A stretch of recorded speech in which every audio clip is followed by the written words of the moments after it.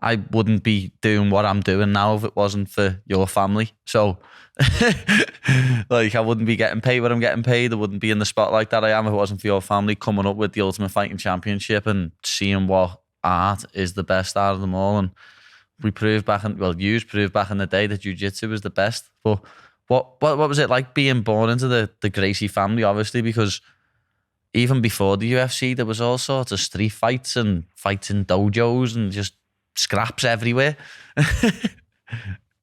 Yeah. Well, people have been fighting since the beginning of time. I think that, in the Gracie family, right, for some of your viewers and your listeners who don't know, it goes back to the early 1900s in Brazil, where my great uncle Carlos and his brother, my grandfather Hélio Gracie, were introduced to Jiu Jitsu as young men there. The challenge was my grandfather was uniquely physically unfit, right? He was very frail, a very weak young man, and as a result was restricted from doing the Japanese jiu-jitsu techniques that his older brothers were practicing and were capable of doing. And because he was so frail, his physique was so frail, when he finally did venture onto the mat and made his way in there as a teenager, he realized the techniques that were suitable for many of his brothers and their students were not suitable for him. So those adaptations to the original Japanese rendition of the art are what gave birth to Brazilian Jiu-Jitsu as we now know it and is being so widely practiced around the world. And people often ask me, well, Henner, what is really the big difference? And I think above everything else, right, because there were submissions, there were ground control, there was grappling, there were different, guard position, all of that existed before Brazilian Jiu-Jitsu. But if you ask me what is really unique to Brazilian Jiu-Jitsu compared to the Japanese kind of predecessor of the art, it's the acceptance that just because you're underneath someone doesn't mean the fight's over, right? You could be on the bottom. And my grandfather being so small, so frail his entire life, he was often just ragdolled to the bottom of the fight. So his mindset was, look, you might take me down, you might get on top of me, but this fight isn't over until you knock me out or choke me out or submit me in some fashion. So that right there gave birth to Brazilian Jiu-Jitsu, in my opinion, and is what makes it such a unique and amazing art today. It's what we love about it, right? Like you could be in a grapple with those 10 Marines that you submitted last week. You could be in a grapple with a guy much, much stronger than you. You end up on the bottom and you're like, yo, no problem. I'm on vacation down here. It's no big deal. So the acceptance that no matter where we are in the fight, we are comfortable and we are safe and we are winning. If you know Jiu-Jitsu, no matter where you land, it doesn't matter. You always have the upper hand, even when you're underneath the opponent.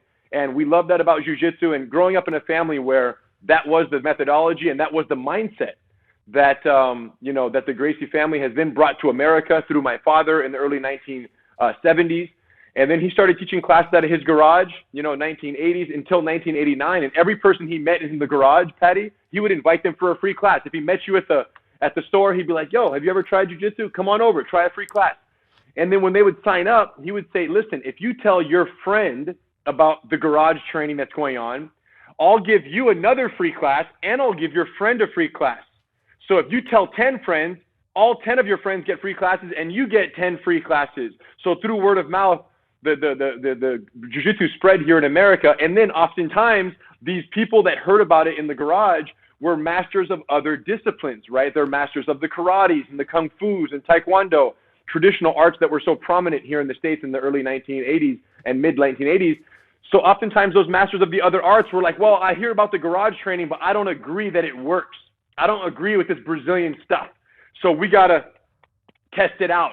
So my dad would very nicely say, hey, come on in. Let's actually have you in here and let's test it out. So these Gracie challenge matches, which really are the precursor to the UFC, right? These are the challenge matches between disciplines that got the entire world excited about, all right, when you put karate against taekwondo, what happens? When you put sumo against savate, what happens? And those challenge matches were successful in the 1980s, early 90s. And then 1993, my father and his partner, Art Davey, had the idea for the Ultimate Fighting Championship. And really in the beginning, it was just a big infomercial for Jiu-Jitsu, right? It was like, get all these other arts so that we could show that if you know Jiu-Jitsu, you're taking everyone else to the bank. And it was successful in the sense that now every MMA fighter who steps in the ring has, years and years and years of practice in Jiu-Jitsu before they even consider that professional career path as you've done.